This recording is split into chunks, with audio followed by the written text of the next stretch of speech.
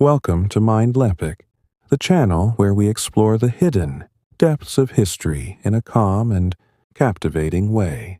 If you find this journey through forgotten knowledge relaxing and insightful, please like this video, subscribe for more serene historical tales, and leave a comment sharing your thoughts on these ancient survival secrets. Now, settle in, relax, and let us begin our peaceful exploration of forgotten medieval survival, techniques that modern preppers often ignore. In the quiet shadows of ancient forests and the gentle glow of hearth fires long extinguished, the people of medieval times wove a tapestry of survival that blended human ingenuity with the subtle rhythms of nature. Imagine a world without matches, without lighters, without the flick of a switch to summon light and warmth. In this era, from the rolling hills of England to the dense woodlands of France, peasants, travelers, and knights alike faced the unrelenting challenges of cold nights, sudden storms, and endless journeys. Yet they did not merely endure. They flourished through techniques, passed down like whispered stories around a campfire. These methods, born from necessity and refined over generations, harnessed the Earth's gifts in ways that modern preppers, with their high-tech gear and battery-powered tools, have largely set aside. As we drift through this narrative, picture yourself in those times, feeling the soft earth underfoot, hearing the distant call of owls, and sensing the calm assurance that comes from true self-reliance. Let us start with one of the most elegant and overlooked innovations, the portable fire bundle. This was not a crude tool, but a masterful creation that allowed medieval folk to carry the essence of fire itself across vast distances, through rain-soaked paths and wind-swept plains. The process began with selecting the right materials from nature's bounty. Hollow stems from plants like elderberry or reeds were carefully chosen for their natural insulation and ability to contain embers without letting them escape or die out. These stems, often gathered in the lush growth of spring or the dry whispers of autumn, were cleaned and prepared with gentle hands. Inside, a smoldering ember from a previous fire, perhaps from oak or birch wood, known for their slow-burning qualities, was placed with precision. The ends were then sealed with natural clay from riverbanks or wax, harvested from beehives, creating a seal that limited oxygen just enough to keep the ember alive but dormant, like a sleeping guardian waiting to awaken. Carrying such a bundle was a matter of quiet routine. Wrapped in leather pouches or tucked into wooden containers slung over shoulders, these firekeepers could sustain their glow for days, sometimes even weeks, depending on the size and the care taken in preparation. In monasteries, where eternal flames symbolized divine light, similar bundles were maintained with reverent attention, ensuring that the sacred fires never faded.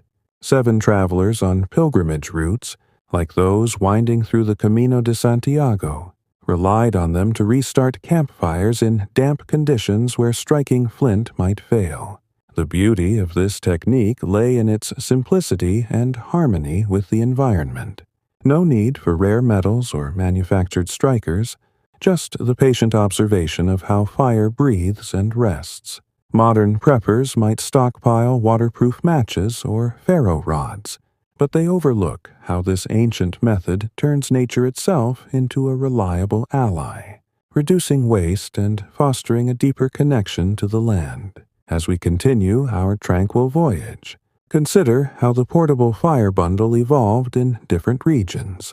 In the highlands of Scotland, where mists cling to the heather like old friends, clansmen added dried fungi, such as the bracket mushroom known as tinder fungus, to extend the ember's life up to 2 months.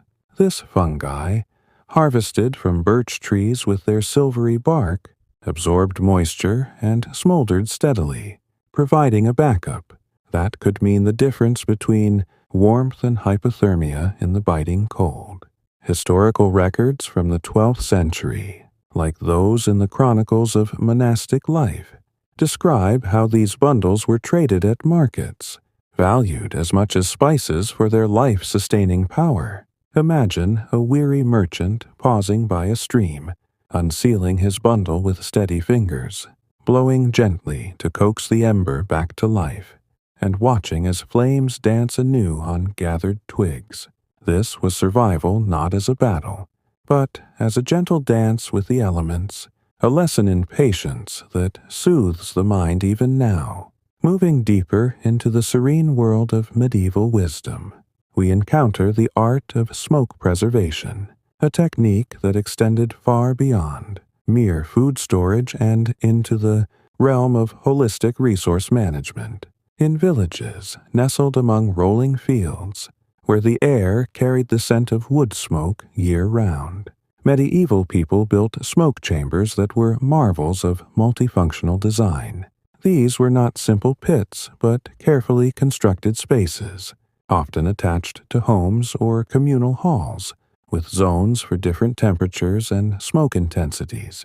The key was understanding the chemistry of smoke without the words of science, knowing that woods like juniper or pine released compounds that warded off insects, while oak or apple wood imparted flavors and preservatives that could keep provisions edible for months. For grains, which were the quiet backbone of daily life, smoke from resin-rich woods created an invisible barrier that pests dared not cross. Picture a farmer in 13th century Germany, hanging sacks of barley in the cooler upper reaches of the chamber, where gentle smoke curled like morning fog, protecting against weevils and moths that could devastate a harvest. Herbs and medicines, too, were treated here. The smoke enhanced their potency through subtle chemical changes, turning willow bark for pain relief or yarrow for fevers into longer-lasting remedies. Even textiles, those woven threads of wool and linen that clothed families through harsh winters, were hung to absorb the smoke's protective qualities, making them resistant to moths and mildew. This method turned a single fire into a guardian of health, home, and harvest, a far cry from modern refrigeration or chemical sprays that demand energy and resources. In the peaceful cadence of medieval life, these smoke chambers often doubled as gathering places, where stories were shared amid the aromatic haze. During the Great Famine of 1315 to 1322, when rains turned fields to mud and crops to rot, such preservation techniques saved countless lives by stretching meager supplies. Chronicles from the time, like those penned by monks in England, detail how communities rotated woods, hickory for meats, alder for fish, to optimize preservation without waste. Modern preppers stock cans and dehydrators, but they forget how smoke aligns with nature's cycles, using seasonal woods and requiring only fire and time. As you listen, envision the soft crackle of the fire, the slow rise of smoke, and the calm assurance of provisions secured against uncertainty. Now, let us drift to the living fences, those breathing barriers that blended defense, sustenance, and ecology in one harmonious system. In the verdant landscapes of medieval Europe, where threats from raiders or wild animals loomed like distant thunder, people cultivated hedges not just as walls, but as living ecosystems. The technique of hedge laying involved partially cutting young trees and shrubs, thorny ones like hawthorn or blackthorn, for their natural spikes, and bending them horizontally to weave a dense, impenetrable mesh. As the plants healed and grew, they formed a wall that was alive, self-repairing and ever-strengthening, with new shoots filling any gaps. But these fences were more than mere boundaries. They were thoughtfully designed orchards and pharmacies in disguise. Interwoven among the thorns were fruit trees like apple or plum, nut bearers such as hazel, and berry bushes for quick nourishment. Medicinal plants, including elder for colds or willow for aches, found homes in the undergrowth, providing remedies at arm's reach. Birds nested in the branches, controlling insects that might plague nearby crops, while the structure created microclimates that sheltered tender plants from wind and frost. In places like the ancient hedgerows of Normandy, some still standing after 800 years, these living walls served as wildlife corridors, aiding in hunting by funneling game into predictable paths. Maintenance was a seasonal ritual, performed in winter when sap was low, ensuring minimal harm to the plants. Trimmings were never wasted, used for firewood, baskets, or even thatch. During times of siege or strife, as in the 100 Years' War, these fences provided not just protection but food and materials when fields were inaccessible. Modern preppers build barbed wire or stockpile alarms, but they overlook how a living fence grows with the land, offering sustainability that no static barrier can match.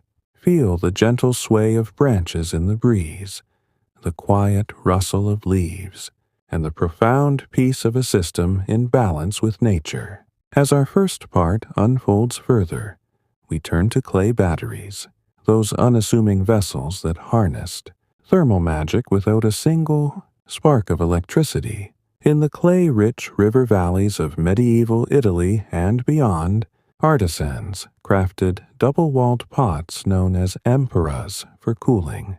The space between walls was filled with wet sand or cloth, and as water evaporated through the porous outer layer, it drew heat from the inner chamber, keeping milk, cheeses, or medicines fresh in the sweltering summer heat. This evaporative cooling, a principle as old as the earth, extended the life of perishables by days, crucial in an age without ice houses for the common folk. Conversely, heat batteries were thick clay bricks mixed with crushed stone or metal shavings, heated in fires, and then wrapped in wool to release warmth slowly through the night. Placed in beds or near infants, they warded off the chill of stone castles or thatched huts. Preservation chambers took this further, using layers of ash, salt, and herbs to create microclimates that kept seeds viable for decades or dried fruits from molding. Monasteries, like those in the Rhine Valley, documented recipes for these mixtures, tailoring them to local clays for optimal performance. Reusable and made from abundant earth, these batteries embodied thrift and cleverness, turning dirt into comfort. In times of hardship, such as the Black Death's shadow in the 14th century, these tools helped preserve scarce resources, allowing communities to focus on healing rather than foraging. Modern preppers rely on solar panels or insulated coolers, but clay batteries remind us of nature's subtle powers, requiring only patience and observation. Picture the smooth feel of clay under fingers, the slow release of stored heat, and the serene knowledge that warmth is always within reach. Continuing our calm exploration, friction glaze emerges as a waterproofing wonder that protected against the relentless rains of medieval climates. Gathered from pine or spruce trees, resins were melted with animal fat and beeswax to form a paste. Applied to fabrics or leather with vigorous rubbing, the friction generated heat that drove the mixture deep into fibers, creating a breathable seal far superior to untreated materials. Additives like charcoal repelled insects or UV damage, extending the life of cloaks, boots, and tents.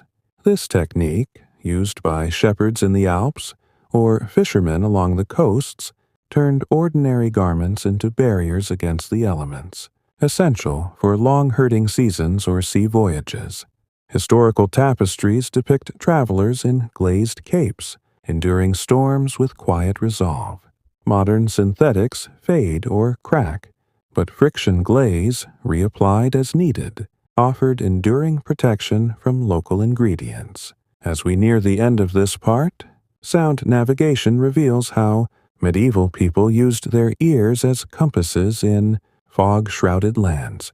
By clapping or calling and listening to echoes, they mapped terrains, sharp returns from cliffs, muffled ones from forests. Bird calls signaled water. Wind shifts foretold weather, all without maps or tools. In the dense mists of Ireland or the dark woods of Bohemia, this sense guided pilgrims and hunters, a forgotten art that tuned the mind to nature's symphony. Modern GPS fails without power, but sound navigation endures, a soothing reminder of human acuity. Finally, communal knowledge networks distributed wisdom across villages, encoded in songs and rhymes for error-free recall. During famines or wars, this human database ensured survival skills lived on, a web of stories stronger than any book. And so, our first part concludes, setting the stage for more tranquil discoveries. As we continue our serene journey through the forgotten survival techniques of the medieval world, let us immerse ourselves in the quiet ingenuity of those who lived in harmony with the land. Picture the soft glow of dawn breaking over a misty valley, where villagers rise to tend fields, weave baskets, and prepare for the uncertainties of life with calm precision. These people, bound by necessity and guided by ancestral wisdom, crafted methods that sustained them through harsh winters, fleeting summers, and unpredictable threats. Their tools were not forged in factories but grown, gathered, and shaped from the earth itself. In this part, we explore 4 more techniques: water harvesting, layered clothing systems, natural pest traps, and root cellaring, each a testament to the tranquil resilience that modern preppers often overlook. Settle in. Let the gentle rhythm of this tale wash over you, and imagine yourself walking the ancient paths where every step was a lesson in survival. 1. Water harvesting, the dance of rain and stone. In the medieval world, where rivers could dry to a trickle and wells were precious, securing water was an art form as delicate as a morning dewdrop. Across regions like the arid plains of Castile or the rocky coasts of Cornwall, people devised systems to capture and store water with minimal effort, relying on the land's own contours. One such method was the dew pond, a shallow basin lined with clay and straw, often built on high ground where morning mists settled. These ponds, dug with care and sealed with pounded earth, collected condensation overnight, providing a reliable source of fresh water even in dry seasons. Monastic records from 11th century England describe monks tending these ponds, their edges planted with low shrubs to reduce evaporation and attract moisture-loving insects that signaled water's presence. In villages, rooftops became silent partners in water collection. Thatch, made from reeds or straw, was angled to funnel rain into troughs carved from oak or stone, directing it to barrels padded with moss to filter debris. In southern France, where summer droughts parched the land, families built micro-canals, shallow channels lined with pebbles that guided runoff from hillsides into clay-lined cisterns. These cisterns, often buried to stay cool, could hold water for months, their surfaces skimmed daily to keep them clean. The beauty of these systems lay in their simplicity.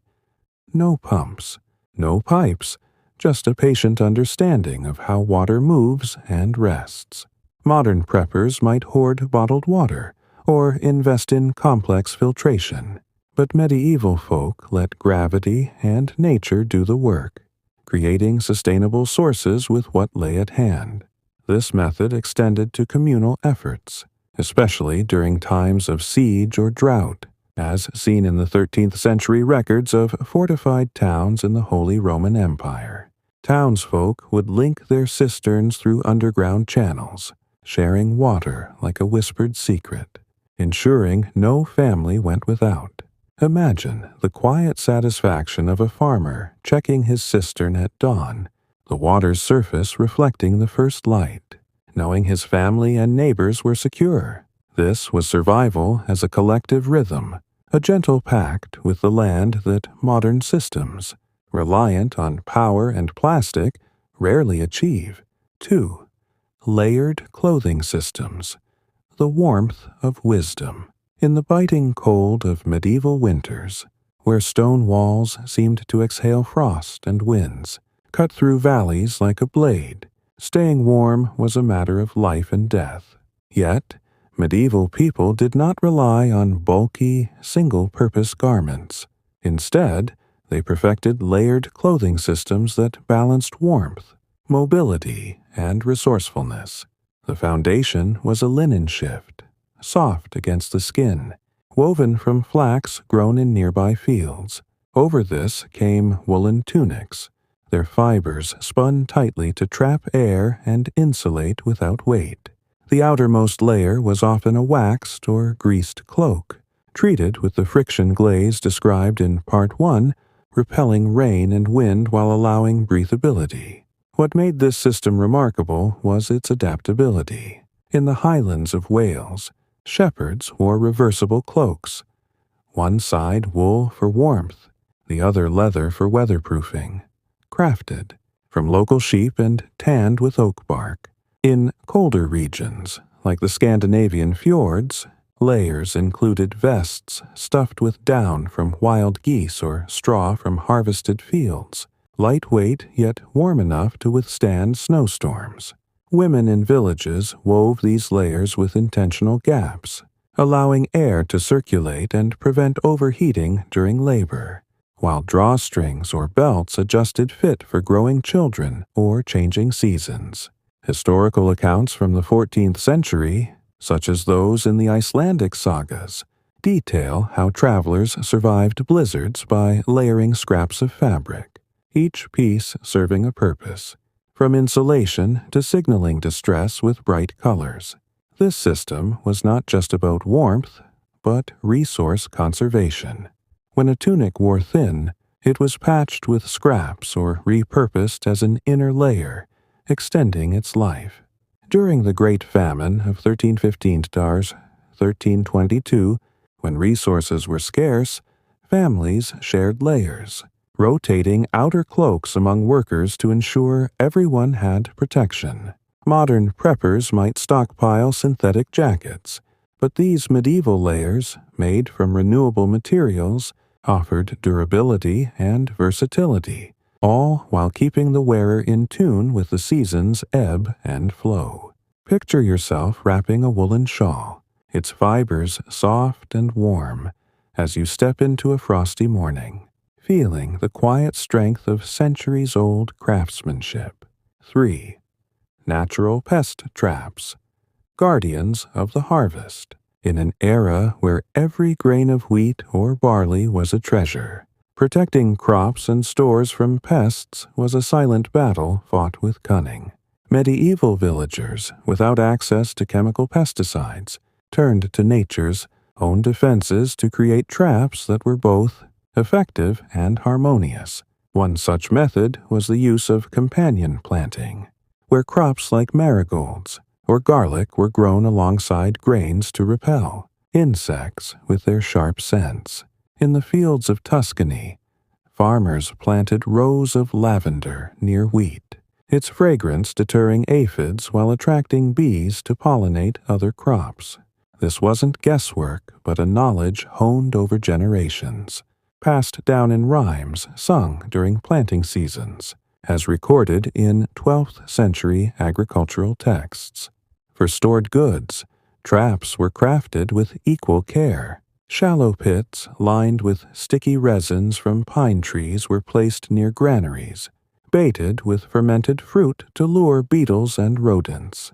In England, hedgehogs were welcomed into barns, their quiet snuffling a natural defense against mice and insects, their spines a gentle reminder of nature's balance.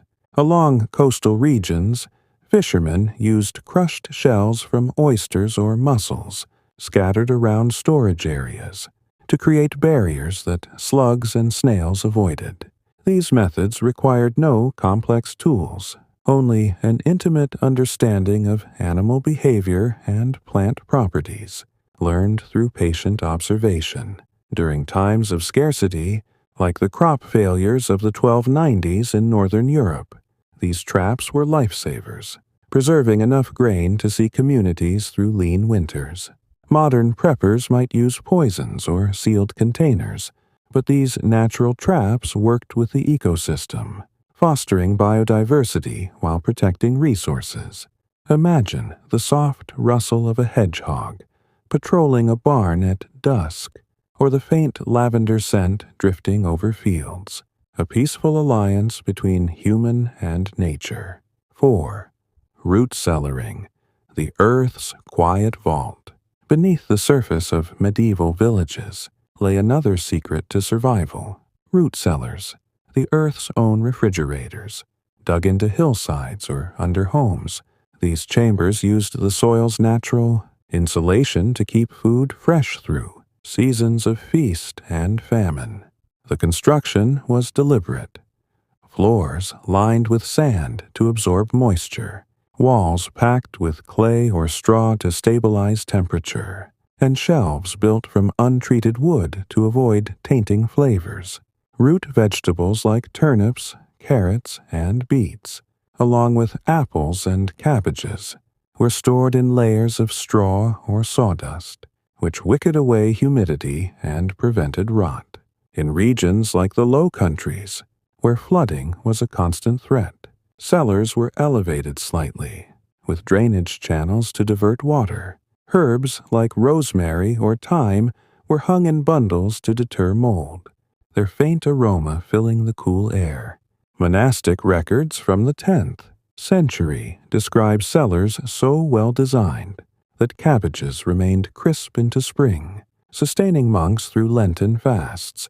During the Black Death, when travel and trade faltered, these cellars became vital, preserving food when fields lay fallow. The technique was so effective that some cellars, like those in rural France, are still in use today, their stone walls whispering of centuries past.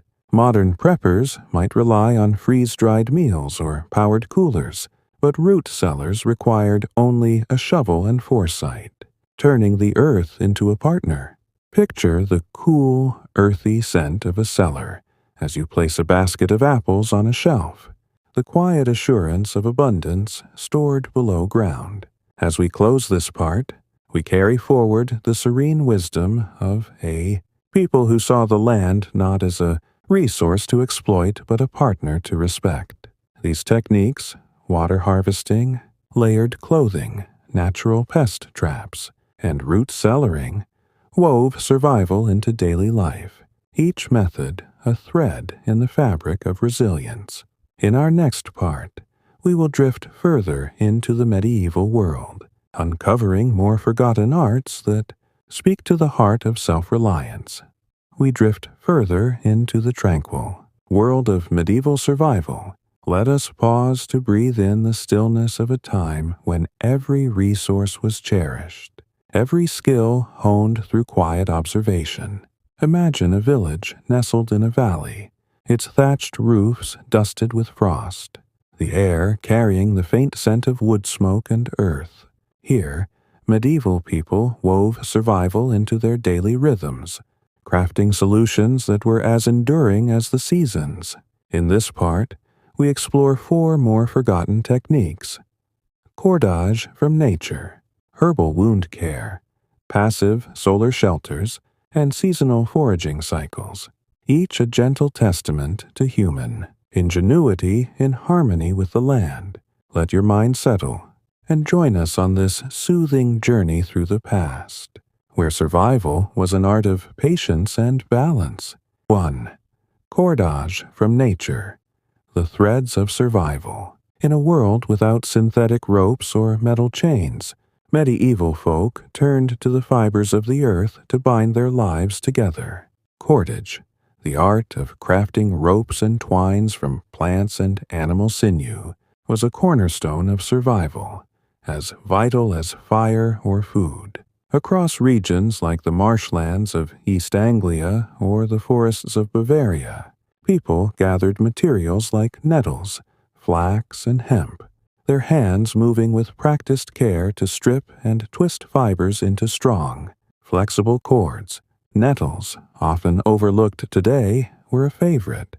Their stinging leaves were boiled or soaked to release long, durable strands that could be braided into ropes, capable of holding heavy loads or woven into fishing nets. The process was meditative, a rhythm of hands and heart. After harvesting, fibers were retted, left to soak in streams or dew-soaked grass to soften them, then combed with wooden tools to align the strands. In coastal areas, seaweed was dried and twisted with fish, sinew to create salt-resistant lines for nets or boat rigging, as seen in 12th century Norse sagas describing Viking voyages. In the highlands, animal tendons from deer or cattle were dried and split into fine threads, offering unmatched strength for snares or bowstrings. These cords were not just tools, but lifelines, used to lash shelters, haul game, or secure boats against raging rivers.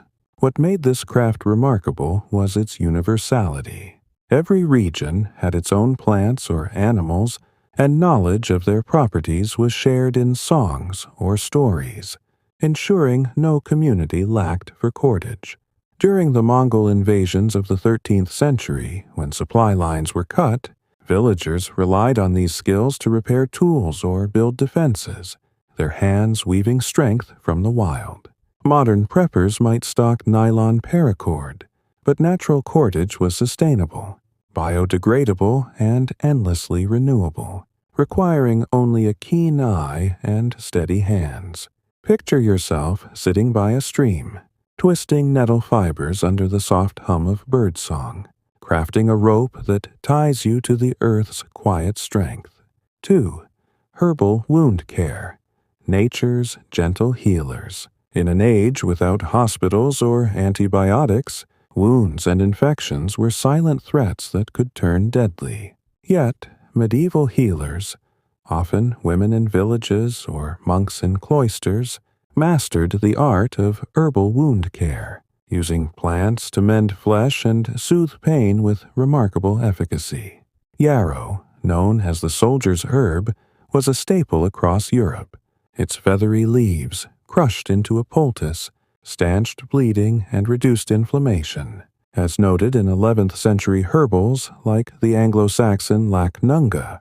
Comfrey, with its deep roots and broad leaves, earned the name knit bone for its ability to speed tissue repair when applied to sprains or fractures.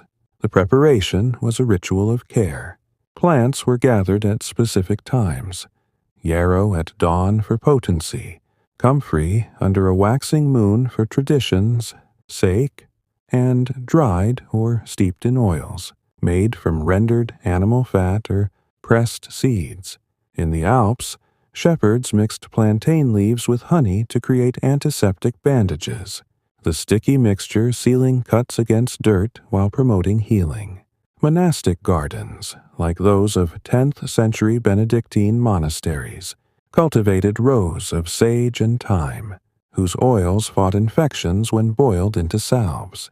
These remedies were often paired with chants or prayers, not for superstition but to calm the patient, fostering a peace that aided recovery. During times of strife, like the Crusades, these skills saved countless lives when battlefield injuries were common. A knight's slashed arm, treated with a yarrow poultice and bound with linen, could heal without infection. A quiet miracle in a brutal age. Modern preppers might carry first aid kits, But these herbal remedies, sourced from fields and forests, offered resilience without reliance on distant supplies.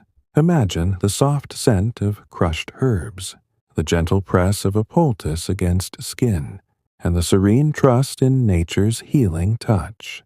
3. Passive solar shelters.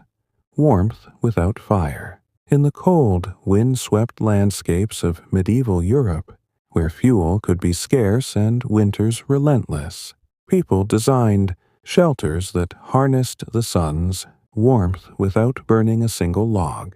Passive solar shelters, built with earth, stone, and timber, were masterpieces of environmental harmony. In regions like southern Spain or the Scottish lowlands, homes were oriented to face south, with thick stone walls to absorb daytime heat and release it slowly at night. Windows, small but strategically placed, were covered with oiled parchment or thin horn to let in light while blocking drafts, creating a soft glow within. The design was meticulous. Roofs sloped to catch winter sun at low angles, while overhangs shaded interiors from summer's heat. In hilly areas, homes were partially dug into slopes, using the earth's insulation to stabilize temperatures. Straw or heather packed into walls added further protection, as seen in the roundhouses of Celtic Britain, where families stayed warm even in snowstorms. Vents, carved near ceilings, allowed warm air to circulate, preventing dampness that could breed illness. Chronicles from 13th century monasteries in France describe how these shelters kept monks comfortable during fasts, when fires were limited to preserve wood. During migrations or wartime, such as the Viking raids of the 9th century, temporary shelters used similar principles. Sod, walls, and south-facing entrances ensured warmth on the move. Modern preppers might rely on propane heaters or insulated tents, but passive solar shelters needed only careful planning and local materials, offering warmth that worked with the sun's gentle rhythm. Picture a stone wall, warm to the touch as dusk falls, holding the day's heat like a quiet promise of comfort. 4. Seasonal foraging cycles. The Earth's timetable. For medieval folk, food was not just grown or hunted, but gathered in a dance with the seasons, each month offering its own gifts if you knew where to look. Seasonal foraging cycles were a calendar of survival, mapping the land's bounty with precision. In spring, wild greens like sorrel and dandelion sprouted in meadows, rich in vitamins to counter winter's scarcity. Summer brought berries, blackberries in England, bilberries in Scandinavia, preserved in honey or dried for winter. Autumn was the time for nuts, like hazelnuts or acorns, the latter leached of bitterness in streams, as described in 12th century Welsh texts. Winter offered roots and bark, like burdock or slippery elm, boiled into nourishing broths. This knowledge was a living library, taught through oral traditions and seasonal festivals. In Ireland, Lug Nasad marked the grain harvest but also the gathering of wild fruits, with entire communities foraging together, their laughter mingling with the rustle of leaves. Foragers learned to read the land. Mossy stones signaled damp areas for watercress, while bird flocks pointed to seed-heavy grasses. During famines like the one in 1315, these cycles kept hunger at bay, as families turned to overlooked plants like nettles, boiled into soups that sustained entire villages. Modern preppers might stock freeze-dried rations, but foraging tied people to the land's pulse, requiring only knowledge and patience. Imagine walking a forest path, basket in hand, spotting the bright red of hawthorn berries, and feeling the quiet joy of nature's provision. As we conclude this part, we carry forward the serene wisdom of cordage, herbal care, solar shelters, and foraging cycles, skills that wove survival into the fabric of medieval life. In our next part, we will delve deeper, uncovering more forgotten arts that resonate with the calm strength of those who lived by the earth's gentle rhythms. As we wander deeper into the tranquil tapestry of medieval life, let us pause to feel the gentle pulse of a world where survival was an art woven from patience, observation, and respect for nature. Picture a hamlet at twilight, its wooden gates creaking softly, the air thick with the scent of damp earth and burning pine. Here, medieval people met the challenges of their time with methods that were as enduring as the stars above. In this part, we explore 4 more forgotten techniques: natural dyes for camouflage, bone and antler tools, communal seed banks, and microclimate gardening, each a whisper of resilience that modern preppers often overlook. Settle into this soothing narrative and let the calm wisdom of the past guide you through these ancient crafts. 1.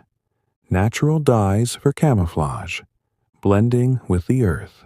In an era where danger could lurk in the form of raiders, wild animals, or rival clans, the ability to move unseen was a quiet shield.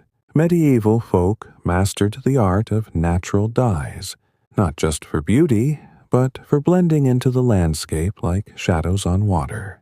Plants, minerals, and even insects were their palette, transforming plain wool or linen into garments that mirrored the hues of forest, field, or moor. In the woodlands of northern Europe, oak galls, small growths on trees caused by wasps, were crushed and boiled with iron-rich water to produce a deep, mottled brown, perfect for blending into autumn underbrush. Woad, a plant with vibrant blue leaves, was fermented in clay vats to create dyes that mimicked the twilight sky, ideal for hunters or scouts moving at dusk. As noted in 12th century Anglo-Saxon records, the process was a patient ritual.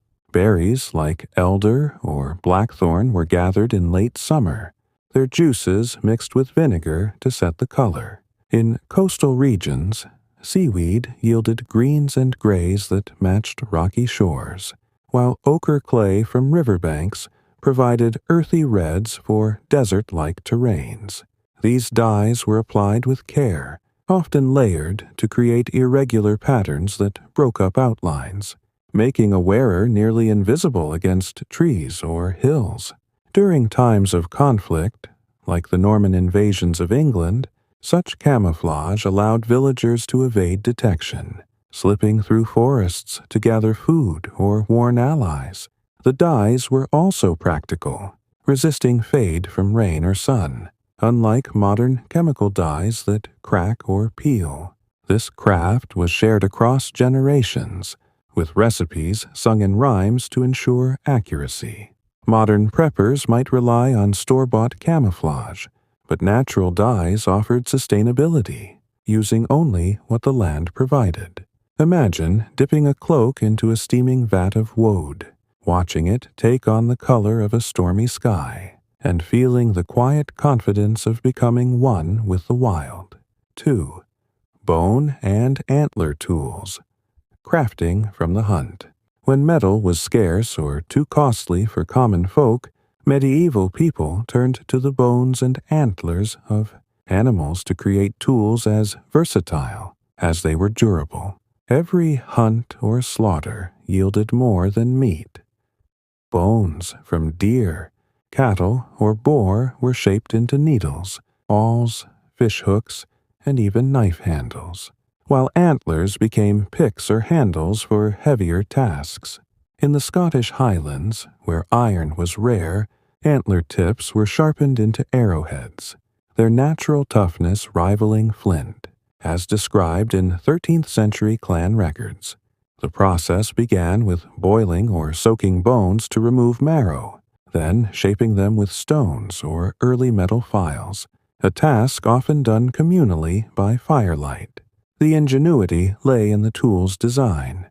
Hollow bird bones, like those of geese, were used as needle cases or even flutes to signal across distances.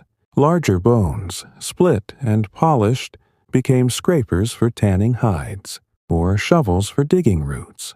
Antlers, with their branching strength, were carved into toggles for securing tents or nets, their natural curves guiding the maker's hand. In coastal villages, fish bones were ground into fine points for sewing nets, a task so precise it rivaled modern steel. During famines or sieges, like those during the 100 Years' War, these tools allowed communities to repair gear or hunt without relying on scarce metals. Modern preppers might hoard multi-tools or steel blades, but bone and antler tools were endlessly renewable, turning every hunt into a resource. Picture the soft scrape of bone against stone, the glow of a fire illuminating hands crafting a needle, and the serene satisfaction of turning nature's gifts into tools of survival. 3. Communal seed banks, the legacy of growth. In a world where a single failed harvest could spell starvation, medieval communities safeguarded their future through communal seed banks, living vaults of agricultural hope. These banks were not mere storage, but a collective pact, where families contributed seeds from their best crops, wheat, barley, lentils, or peas, to be stored in clay jars or woven baskets, sealed with wax or resin to keep out moisture and pests. Often housed in churches or communal granaries, these banks were tended with reverence, as seen in 11th century monastic records from Italy, where monks blessed seeds before storage, tying them to the cycle of seasons and faith. The system was meticulous.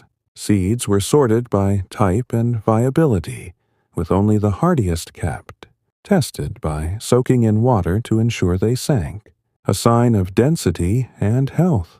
In spring, seeds were distributed based on need, ensuring every family could plant, even after lean years. During the Great Famine of 1315–1322, these banks were lifelines, allowing villages to replant when fields had failed. In regions like the Low Countries, where flooding was common, seeds were stored in elevated lofts, packed with dried herbs like lavender to deter insects.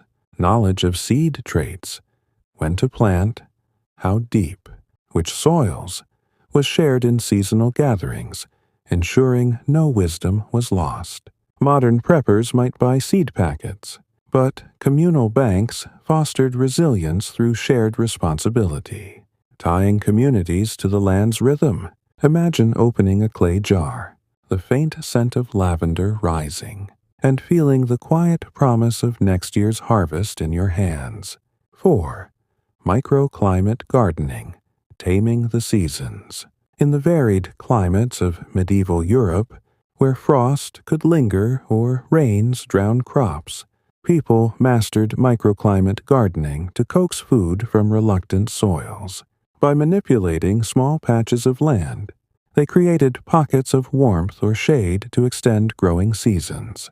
In hilly regions like the Pyrenees, terraces were carved into slopes, their stone walls absorbing sun to warm soil, allowing crops like beans or herbs to thrive weeks longer. In northern England, raised beds were built with compost and straw, their heat from decomposition warding off early frosts.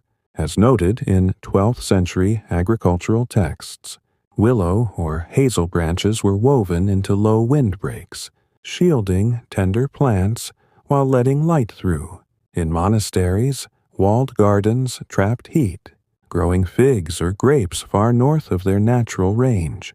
Water was used cleverly. Shallow ponds reflected sunlight onto nearby beds, while streams diverted through fields warmed soil in spring. During the Little Ice Age, when winters grew harsher, these techniques allowed villages to grow food when others starved, their small plots yielding enough to share. Modern preppers might use greenhouses or hydroponics, but microclimate gardening needed only a shovel and insight, aligning with the land's subtle cues. Picture a terraced garden, its stones warm under the sun, rows of green shoots defying the chill, and the serene joy of a harvest born from patience. As we close this part, we carry the gentle wisdom of natural dyes, bone tools, seed banks, and microclimate gardens, skills that rooted medieval folk to the earth's quiet strength. In our next part, we will explore further, uncovering more forgotten arts that echo with the calm resilience of those who thrived in harmony with nature. As we journey deeper into the tranquil world of medieval survival, let us imagine ourselves in a quiet clearing, where the soft rustle of leaves and the distant murmur of a stream set the rhythm of life. In this era, every challenge was met with a calm ingenuity, blending human skill with the gentle gifts of nature. Medieval folk crafted solutions that were as enduring as the ancient oaks that shaded their villages. In this part, we explore 4 more forgotten techniques: fermentation for preservation, animal tracking for navigation, portable shelters and natural water, filtration, each a soothing thread in the tapestry of resilience that modern preppers often overlook. Settle into this peaceful narrative and let the wisdom of the past guide you through these timeless crafts. 1. Fermentation for preservation, the alchemy of time. In a world without refrigeration, medieval people turned to fermentation to preserve food, transforming perishable harvests into lasting nourishment with a process as gentle as a lullaby. Across Europe, from the vineyards of Bordeaux to the barley fields of Scotland, fermentation was a cornerstone of survival, extending the life of vegetables, fruits, and dairy through the quiet work of microbes. Cabbage was layered with salt in wooden barrels to become sauerkraut, its tangy bite sustaining families through long winters, as noted in 13th century German household records. Fruits like apples or plums were crushed and left to ferment into ciders or wines, their sugars turning to alcohol that preserved nutrients and added warmth to cold nights. The process was simple yet precise. Villagers used clay crocks or oak barrels, cleaned with scalding water to ensure purity, and layered ingredients, with herbs like dill or juniper to enhance flavor and preservation. In Scandinavia, fish was buried in pits with salt and ash, fermenting into pungent but nutritious staples like surströmming, which could last years. Monastic brewers, as described in 11th century Benedictine texts, perfected ales by controlling fermentation with wild yeasts from the air, creating drinks that were safer than water in disease-prone times. During famines like the one in 1315, fermented foods were lifelines, their long shelf life stretching meager supplies. Modern preppers might rely on canning or freeze-drying, but fermentation required only time, salt, and patience, turning abundance into security. Imagine the soft bubble of a fermenting crock, the faint scent of herbs rising, and the quiet assurance of food that will last through the seasons. 2. Animal tracking for navigation, reading nature's map. In the vast, unmarked landscapes of medieval Europe, where roads were scarce and fog could cloak entire valleys, people navigated by reading the subtle signs left by animals. Animal tracking was not just for hunting, but a way to find paths, water, or safety in the wild. In the forests of Poland or the moors of Ireland, trackers studied hoofprints, droppings, or broken twigs to map their surroundings. Deer trails, worn into the earth by generations, often led to streams or clearings, as noted in 12th century hunting manuals. Bird migrations signaled seasonal routes, with flocks of geese pointing south in autumn or north in spring. The skill was a quiet dialogue with nature. A crushed leaf might indicate a boar's recent passage, leading to a water source. Scratches on trees from bears or wolves marked territorial boundaries, guiding travelers away from danger. In coastal regions, the flight patterns of gulls led fishermen to shoals or safe harbors. During wartime, like the Viking raids of the 9th century, trackers used these signs to evade enemies, following hare tracks to hidden paths through marshes. This knowledge was shared through stories told by firelight, ensuring even children could read the land's signs. Modern preppers might use GPS or compasses, but animal tracking needed only sharp senses and patience, tying people to the living world. Picture yourself kneeling by a trail, tracing a hoofprint in the soft earth, and feeling the serene connection to a path laid by creatures before you. 3. Portable shelters, homes on the move. For medieval travelers, be they pilgrims, herders, or traders, carrying a home was as essential as carrying food.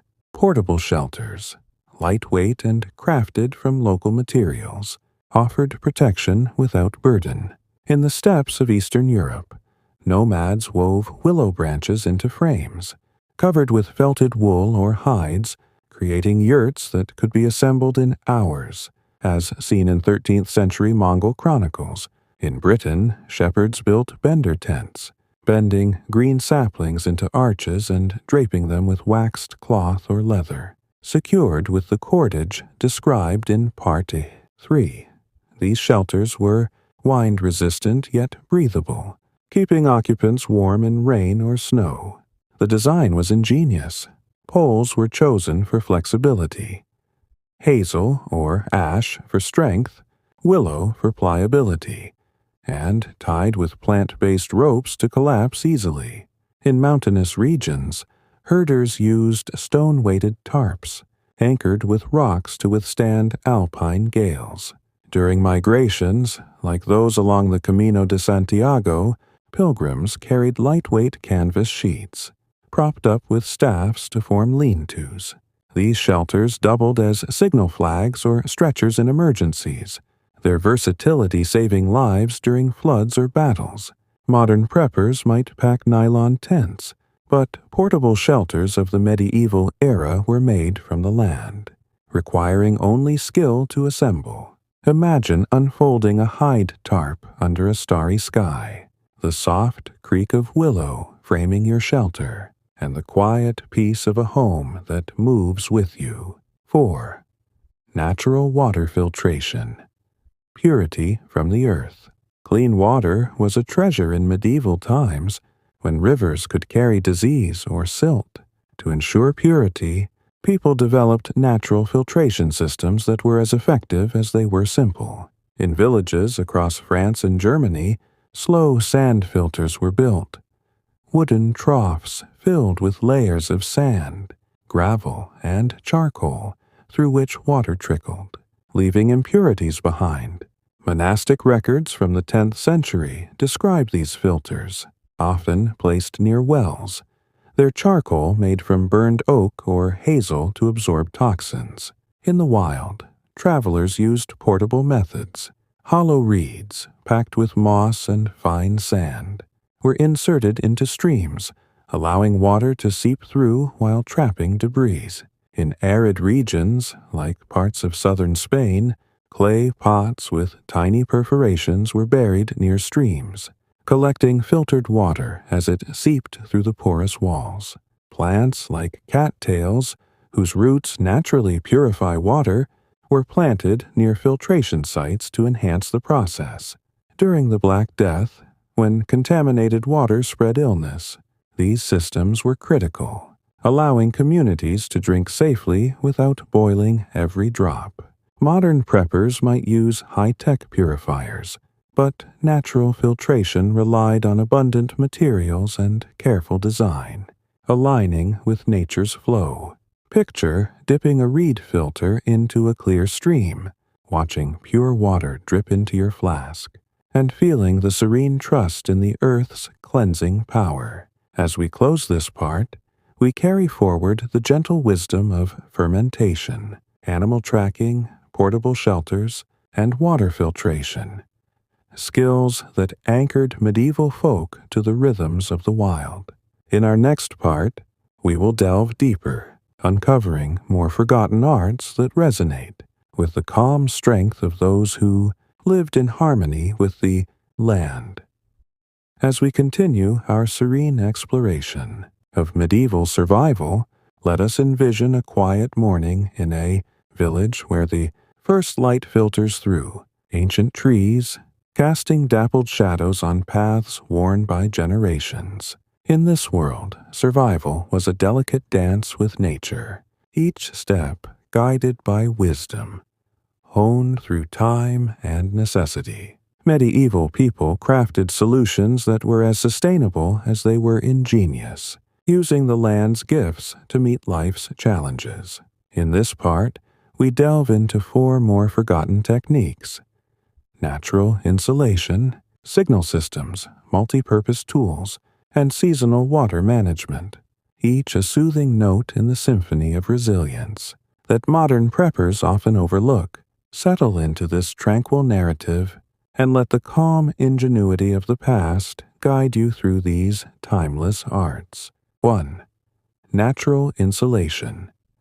Warmth. Woven from the land.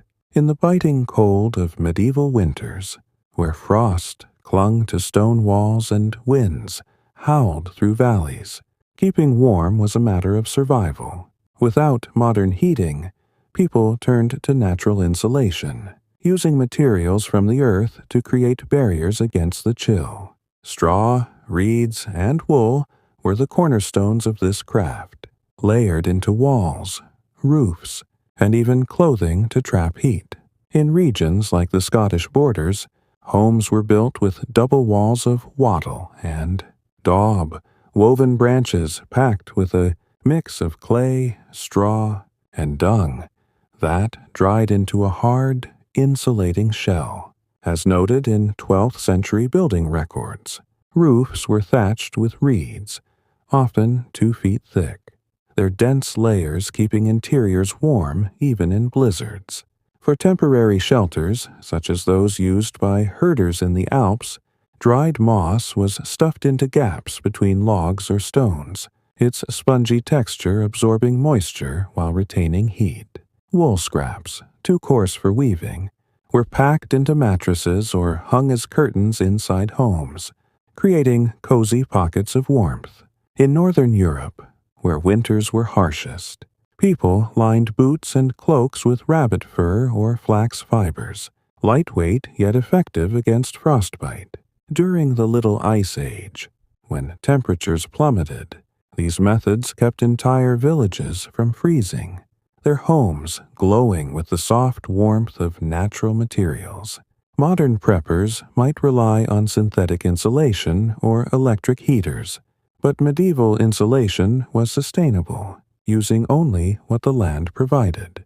Imagine pressing straw into a wall, feeling its rough texture under your hands, and knowing the quiet comfort it will bring through the coldest nights.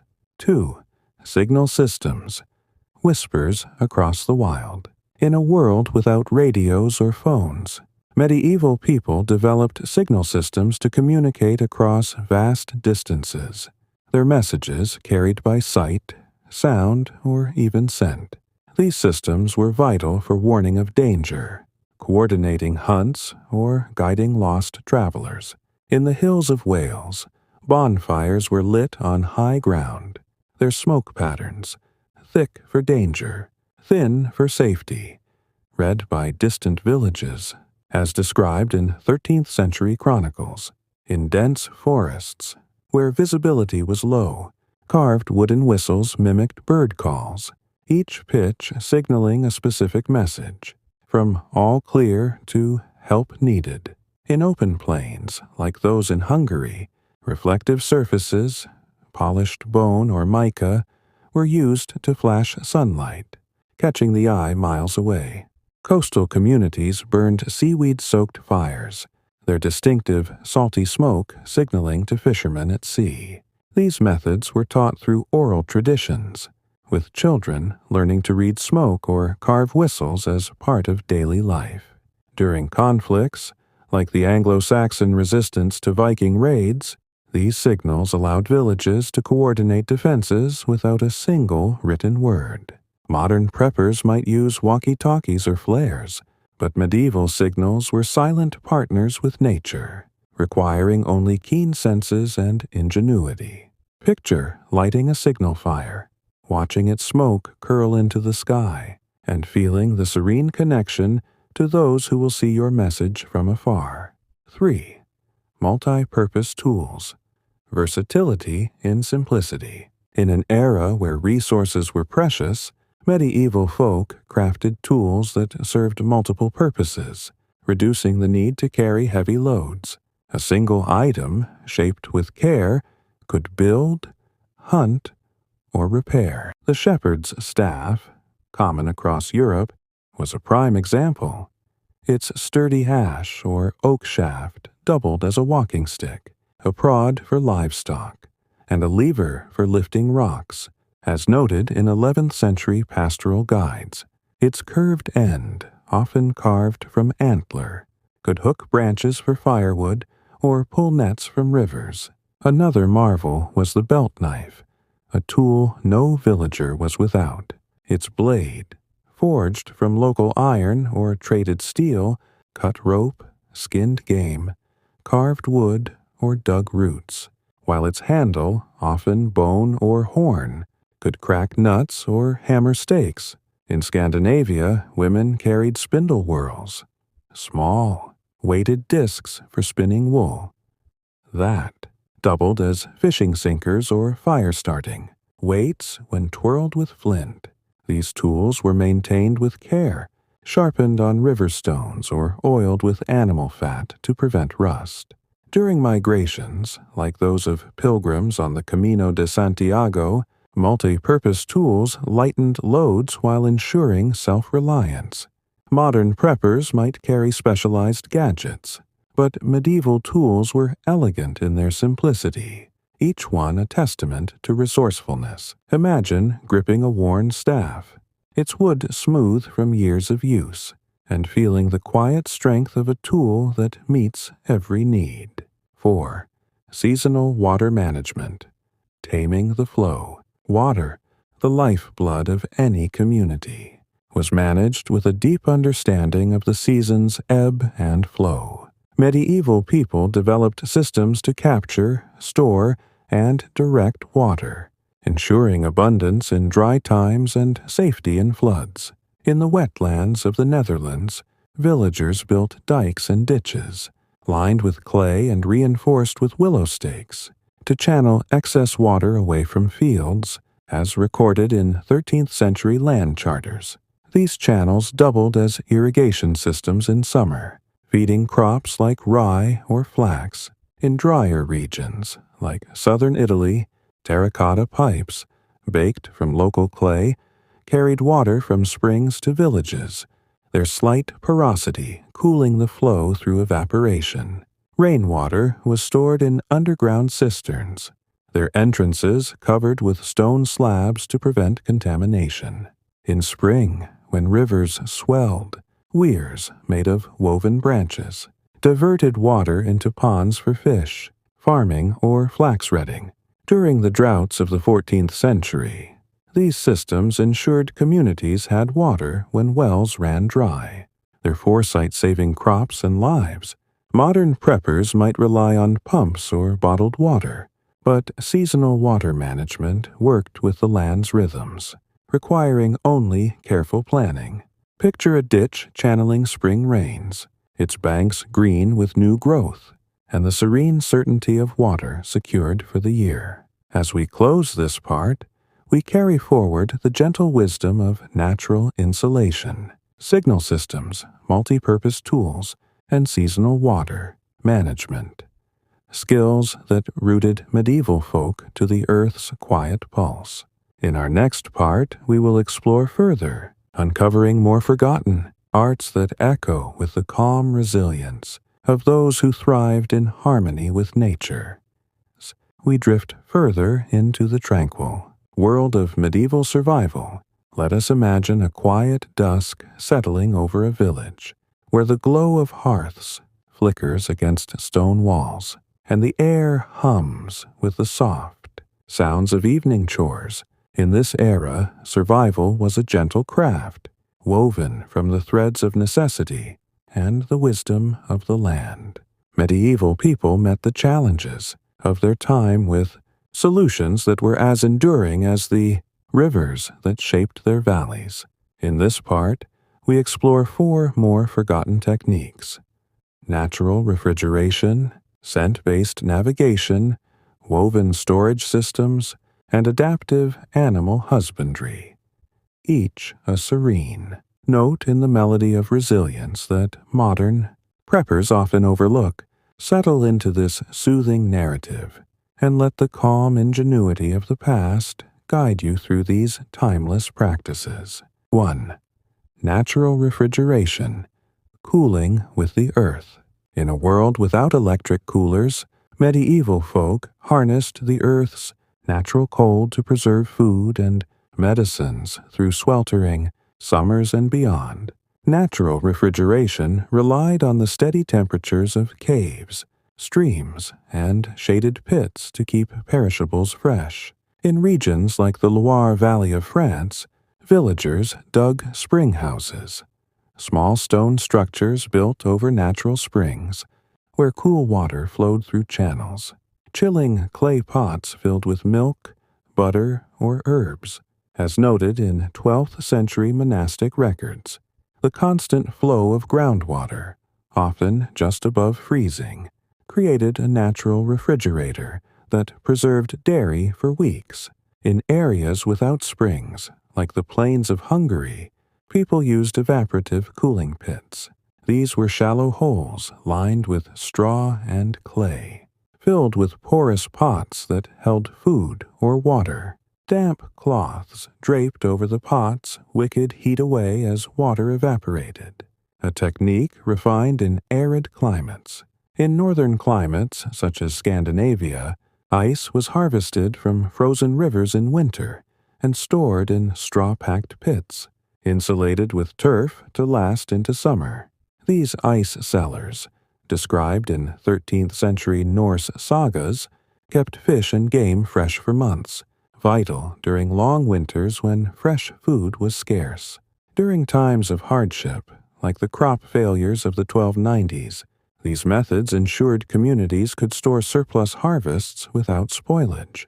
Modern preppers might use powered coolers, but natural refrigeration needed only the land's gifts and careful design. Picture a cool stream gurgling through a spring house, clay pots nestled in its flow, and the quiet assurance of food preserved by nature's embrace. 2.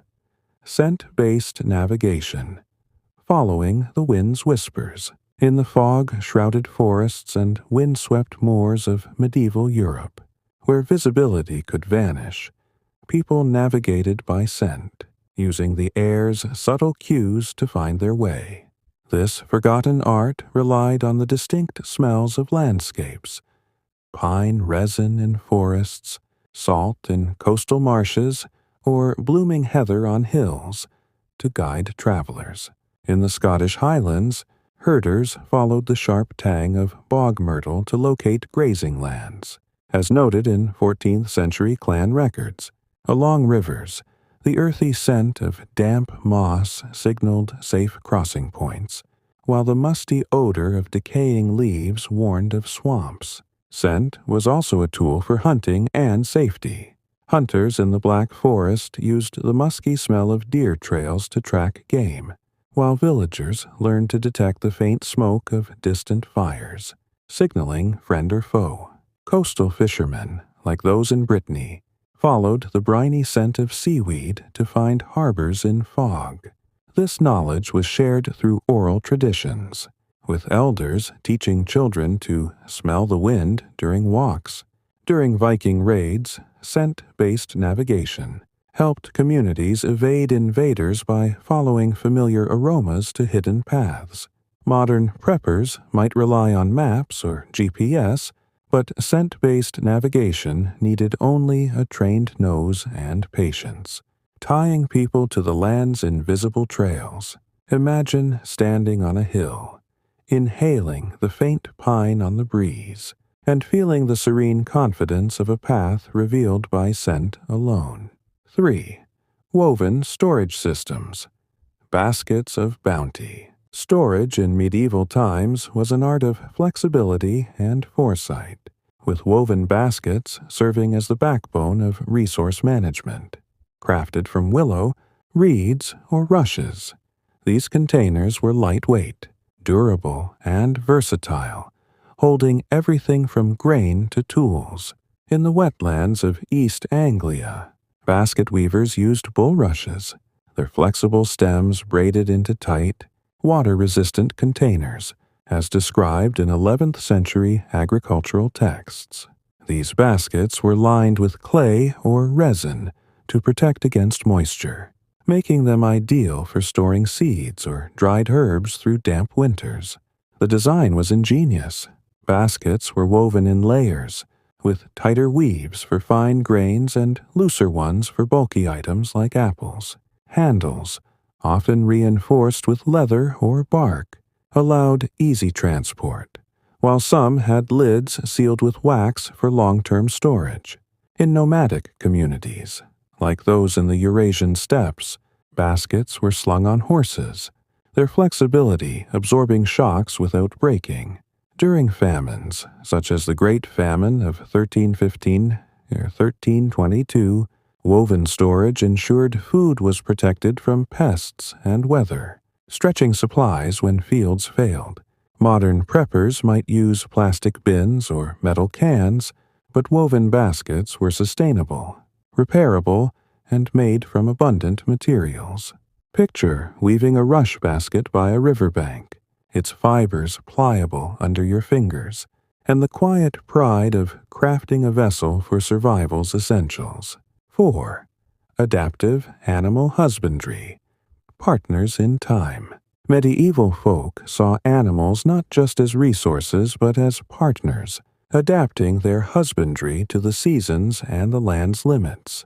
This approach ensured livestock thrived in harsh conditions, providing food, labor, and materials.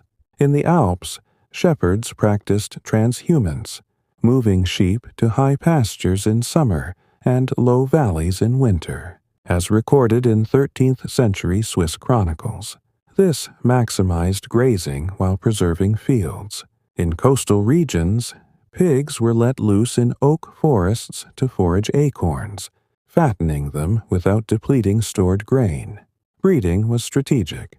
Villagers selected animals for resilience, goats that could graze on rocky slopes, or chickens that laid through cold winters. Manure was composted with straw to enrich fields, while wool, hides, and bones were repurposed into clothing or tools. During the Black Death, when labor shortages threatened farms, adaptive husbandry kept animals healthy, ensuring milk and meat when crops failed. Knowledge was shared in seasonal markets, with farmers trading tips on herbal remedies for sick livestock, like garlic for infections. Modern preppers might stock feed or antibiotics, but adaptive husbandry worked with nature's cycles, requiring only observation and care. Imagine guiding a flock through a misty valley, their bells softly chiming, and feeling the serene bond between human and animal. As we close this part, we carry forward the gentle wisdom of natural refrigeration, scent-based navigation, woven storage, and adaptive husbandry. Skills that wove medieval life into the land's quiet rhythm. In our next part, we will delve deeper, uncovering more forgotten arts that echo with the calm strength of those who thrived in harmony with nature. As we venture deeper into the serene world of medieval survival, Let us picture a quiet evening in a village, where the soft glow of lanterns casts gentle shadows, and the air carries the faint scent of herbs drying by the hearth. In this era, survival was a delicate craft, blending human ingenuity with the rhythms of the natural world. Medieval people met life's challenges with solutions that were as sustainable as the ancient forests that surrounded them. In this part, we explore 4 more forgotten techniques: natural pest repellents, portable food processing, cooperative labor systems, and weather prediction through nature, each a tranquil thread in the fabric of resilience that modern preppers often overlook. Settle into this soothing narrative and let the calm wisdom of the past guide you through these enduring practices. 1. Natural pest repellents, guardians of the hearth. In a time when pests could ruin a season's harvest or invade homes, medieval folk crafted natural repellents that worked in harmony with the environment. Instead of toxic sprays, they used plants and minerals to protect their stores and living spaces. In the fields of Provence, bundles of lavender and rosemary were hung near grain stores, their potent oils repelling moths and beetles, as noted in 12th century agricultural records. Mint leaves, crushed and scattered around doorways, deterred ants and rodents with their sharp scent. In northern Europe, villagers burned small piles of dried wormwood near barns, the bitter smoke driving away flies while leaving crops untouched. For personal protection, sachets of cedar shavings or crushed cloves were tucked into clothing or bedding, warding off fleas and lice. In coastal regions, seaweed ash was sprinkled around homes, its alkaline nature creating a barrier against crawling pests. These methods were refined through trial and error, with recipes shared during communal gatherings. During the famine years of the 14th century, when every grain was precious, these repellents ensured stores lasted through lean times, preventing losses that could mean starvation. Modern preppers might use chemical traps or sealed containers, but natural repellents were sustainable, relying on abundant plants and simple preparation. Imagine hanging a bundle of lavender by your door, its fragrance filling the air, and feeling the quiet security of a home protected by nature's own defenses. 2. Portable food processing, sustenance on the move. For medieval travelers, whether pilgrims, traders, or herders, carrying enough food for long journeys was a challenge, met with portable processing techniques that preserved nutrition without weight. One such method was pemmican, a high-energy food adapted from earlier traditions and used in regions like Northern Europe. Dried meat, often venison or mutton, was pounded into powder and mixed with rendered fat and dried berries, forming dense cakes that could last months without spoiling, as described in 13th century Norse travel accounts. These were lightweight, packed with energy, and easily carried in leather pouches. Another technique was parching grains. Barley or oats were roasted over low fires until dry, then ground into coarse flour that could be mixed with water or milk into quick meals. In southern regions, fruits like figs or apples were sun-dried and pressed into dense, chewy bars, sometimes wrapped in vine leaves to keep out moisture. These methods required minimal tools: a stone mortar, a fire, and a drying rack, making them ideal for nomadic life. During pilgrimages, like those to Canterbury, such foods sustained travelers when inns were scarce, their compact form freeing space for other essentials. Modern preppers might carry energy bars or dehydrated meals, but portable food processing used local ingredients and simple skills, aligning with the land's bounty. Picture kneading a pemmican cake, its rich scent rising, and feeling the serene confidence of food that fuels a journey without burden. 3. Cooperative labor systems. Strength in unity. In medieval villages, survival was a communal effort, with labor systems that shared the burden of work while strengthening bonds. Known as work bees or might, these gatherings saw neighbors come together for tasks like harvesting, building, or weaving, each person contributing skills or strength. In England, as recorded in 11th century manor rolls, villagers pooled labor to repair barns or clear fields, with meals and songs shared to lift spirits. In mountainous regions, like the Pyrenees, families alternated, tending each other's flocks, ensuring rest while keeping herds safe. These systems were strategic.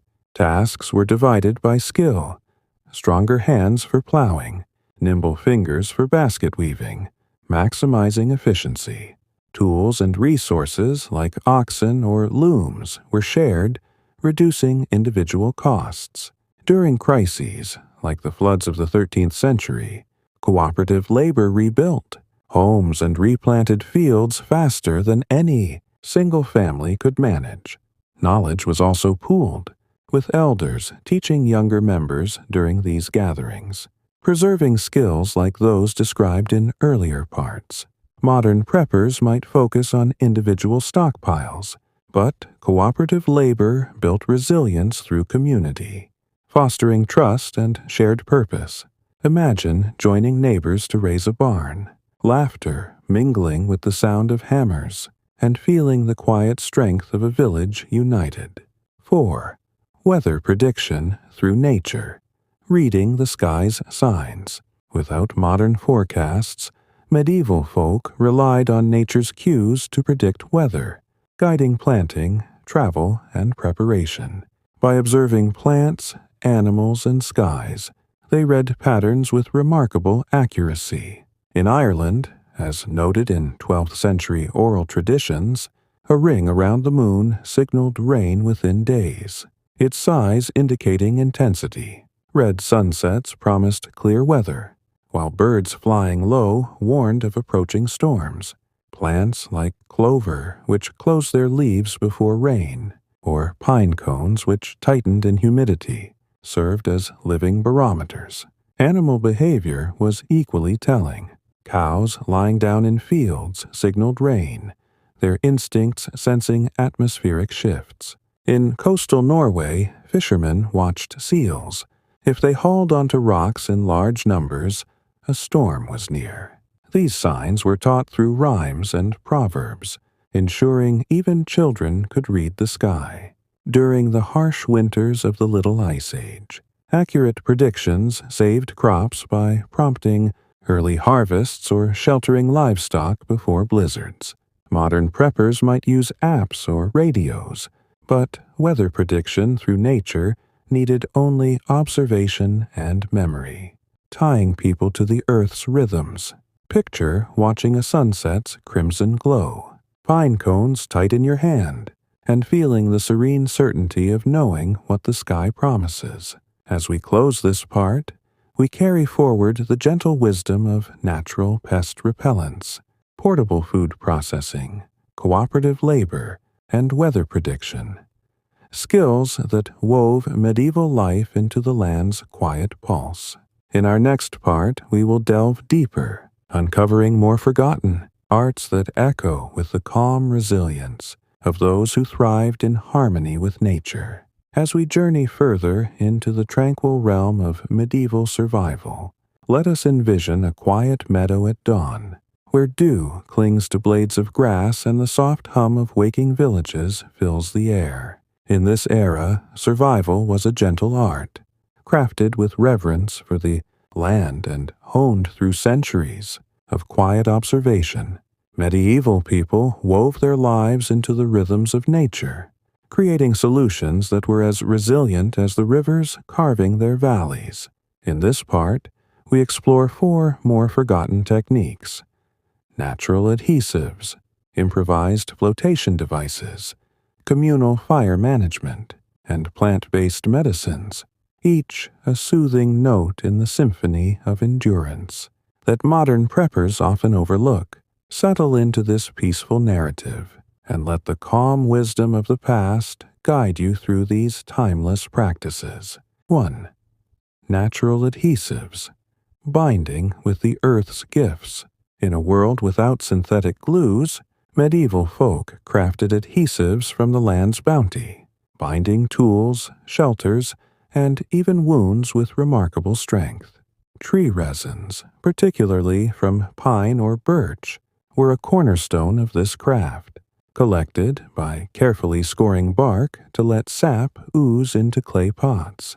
As described in 12th century Scandinavian records, the resin was boiled with charcoal or beeswax to create a sticky, durable glue that hardened like iron when cooled. This was used to secure arrowheads to shafts, mend cracked pottery, or seal leather seams in boots, ensuring they withstood rain and wear. In regions rich with fish, like the coastal villages of Brittany, swim bladders were dried and boiled into a gelatinous adhesive, perfect for delicate tasks like bookbinding in monasteries. Plant-based glues, made from boiled flax seeds or nettles, offered flexibility for weaving or patching textiles. During sieges, such as those in the 13th century Crusades, these adhesives repaired weapons or fortifications on the fly, saving lives when resources were scarce. The process was simple, requiring only fire and patience, yet versatile enough to meet countless needs. Modern preppers might rely on duct tape or epoxy, but natural adhesives were sustainable, using materials at hand. Imagine stirring a pot of warm resin, its piney scent filling the air, and feeling the quiet satisfaction of crafting a bond as strong as the forest itself. 2. Improvised flotation devices. Crossing the waters. Rivers and seas were both lifelines and barriers in medieval times, and crossing them safely required ingenuity. Without modern rafts or life vests, people crafted improvised flotation devices from natural materials to navigate floods or escape danger. In the flood-prone Low Countries, bundles of dried reeds or bulrushes were lashed together with cordage, forming buoyant rafts that could carry people or goods. As noted in 11th century Dutch chronicles, these were lightweight, quick to assemble, and could be abandoned without waste, as they biodegraded naturally. For personal flotation, animal hides were inflated with air and sealed with resin, creating makeshift life preservers. Shepherds in the Pyrenees used sheep bladders, blown up like balloons and tied to belts, to cross swollen rivers during migrations. In coastal regions, driftwood was hollowed and sealed with clay to make small floats for fishing or rescue. During the Viking raids of the 9th century, these devices allowed villagers to flee across waters to safety, carrying only what they could float. The skill lay in knowing which materials, tightly woven reeds or airtight hides, offered the most buoyancy. Modern preppers might use inflatable boats, but improvised flotation devices needed only the land's offerings and quick thinking. Picture binding reeds by a riverbank, their rustle blending with the water's flow, and feeling the serene confidence of crossing safely with nature's aid. 3. Communal fire management. The heart of the village. Fire was the heartbeat of medieval life, providing warmth, light, and sustenance, but it was also a resource to be carefully managed. Communal fire management ensured that flames burned efficiently, conserving wood and protecting communities from accidental blazes. In villages across England, a central hearth was maintained in a communal hall, tended by designated firekeepers who ensured embers never died. As recorded in 10th century manor accounts, families took turns contributing wood or charcoal, while the fire's heat was shared for cooking, heating, and crafting. To prevent fires from spreading, Homes were built with stone or clay hearths, and chimneys were lined with mud to trap sparks. In forested regions, like the Black Forest, fire breaks, cleared strips of land, were maintained around villages, a practice shared during communal workdays. Embers were stored in the portable fire bundles described in Part 1, allowing safe transport to new hearths. During harsh winters, like those of the Little Ice Age, this system ensured no family went cold, as embers were shared freely, fostering unity. Modern preppers might stock propane or matches, but communal fire management balanced efficiency with community, requiring only cooperation and care. Imagine tending a village hearth, its glow warming gathered faces, and feeling the quiet strength of a shared flame. 4. Plant-based medicines. Healing with the wild. Without pharmacies, medieval healers relied on plants to treat ailments, their knowledge a blend of observation and tradition. Every forest and meadow was a medicine chest, with plants like chamomile for calming nerves, willow bark for pain, or elderflower for fevers, as detailed in 11th century herbals like the herbarium of Apuleius. These were gathered at peak potency. Chamomile at midday, willow in spring, and prepared as teas, salves, or poultices. In monasteries, gardens were dedicated to medicinal plants, their rows tended with care to ensure year-round supply. Preparation was a gentle ritual. Roots were steeped in hot water, leaves crushed with mortars, and oils infused with herbs over low fires. In the Alps, shepherds mixed yarrow with fat to treat cuts, while coastal healers used seaweed to soothe burns. During the Black Death, plant-based remedies like garlic and thyme were used to boost immunity, saving lives when quarantine was the only defense.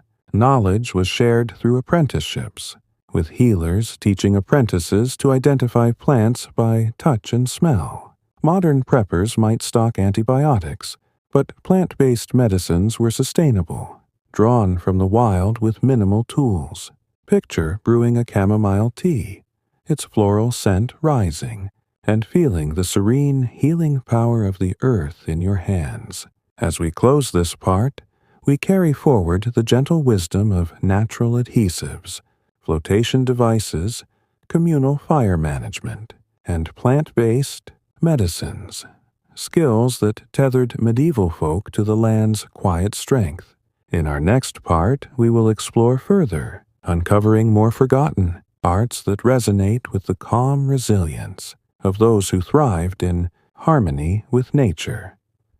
As we reach the final chapter of our serene journey through medieval survival, let us imagine a quiet twilight in a village, where the last rays of sun gild the thatched roofs, and the air carries the gentle hum of evening prayers. In this era, survival was a harmonious craft, blending human ingenuity with the steady pulse of the natural world.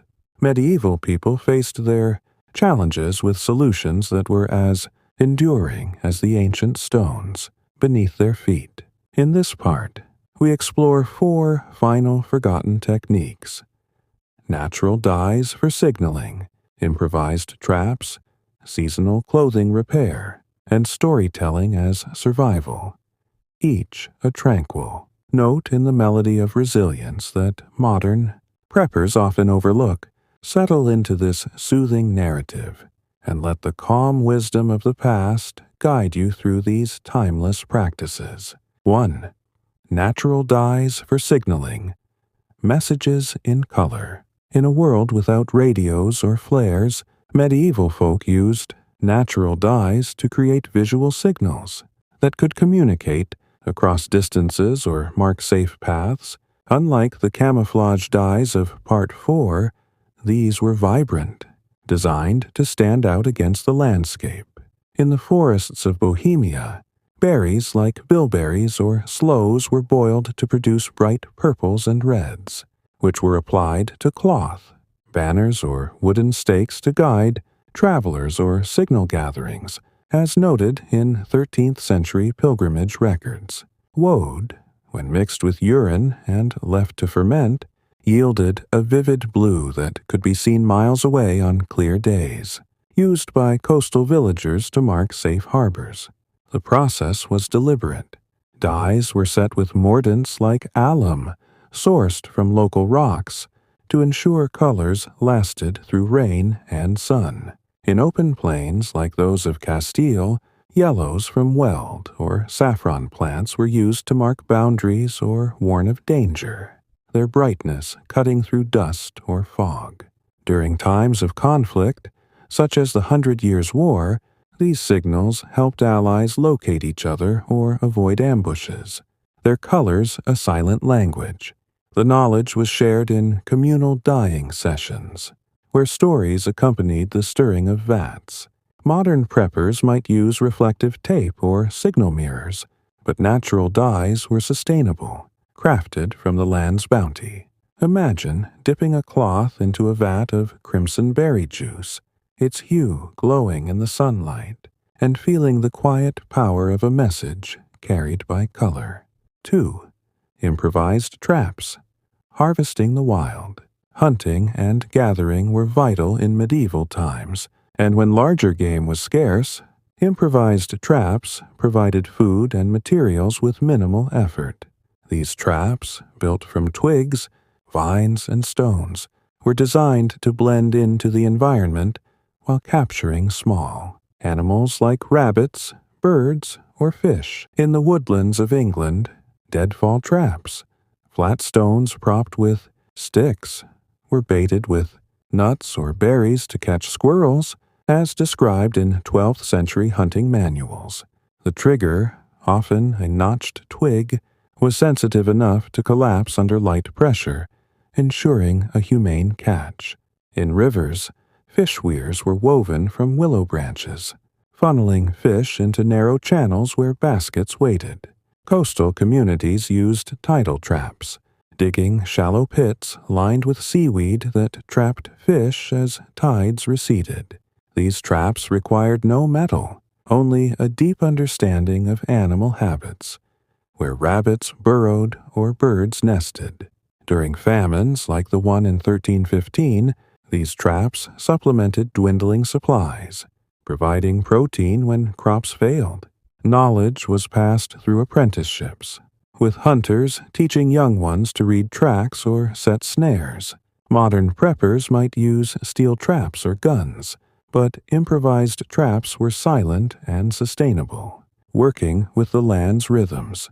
Picture setting a twig snare in a quiet glade, its simplicity blending with the forest, and feeling the serene anticipation of nature's provision. 3. Seasonal clothing repair. Stitching resilience.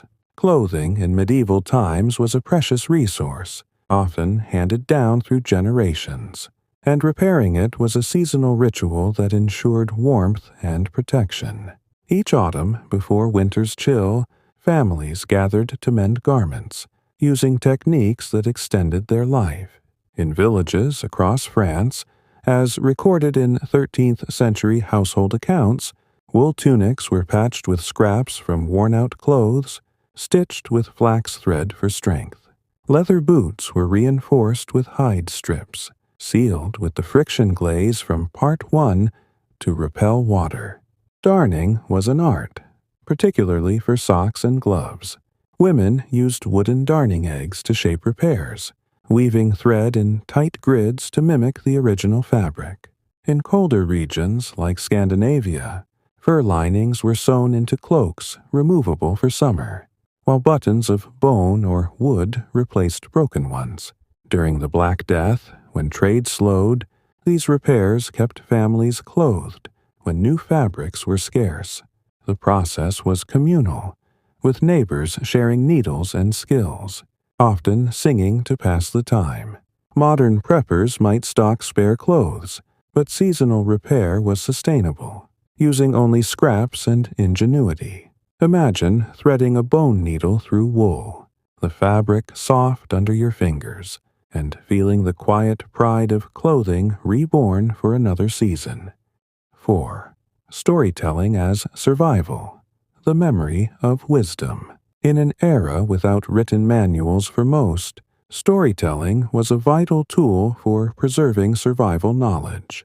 Tales told around hearths or during work-encoded techniques, from planting to healing, in memorable narratives.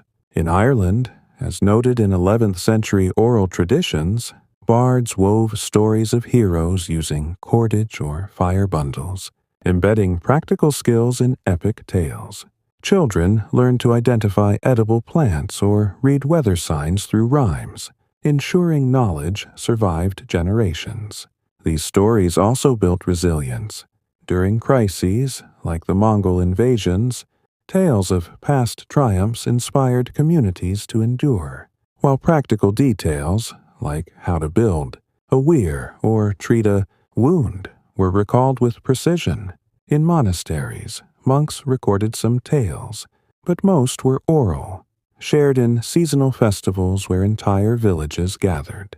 This method preserved complex knowledge without literacy, making it accessible to all. Modern preppers might use books or apps, but storytelling was a living archive, binding communities through shared wisdom.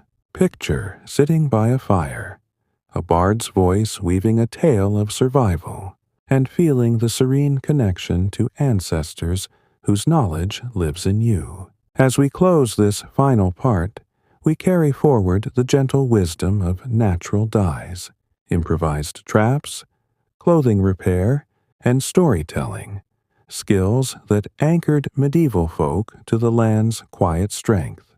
Our journey through these forgotten arts ends here, but their echoes linger, reminding us of a time when survival was a serene partnership with nature. And so, our serene journey through the forgotten medieval survival techniques comes to a gentle close. From the quiet ingenuity of natural dyes to the timeless wisdom woven into stories, we've uncovered the calm resilience of a people who thrived in harmony with the earth. Here at Mindleapic, we hope these tales have soothed your mind and sparked a deeper appreciation for the past's enduring lessons. If this exploration brought you peace or insight, please like this video, subscribe to join our community of curious minds, and leave a comment sharing your thoughts on these ancient crafts. Until our next journey, may you find tranquility in the wisdom of the ages. Stay calm, stay curious, and we'll see you soon on Mindleapic.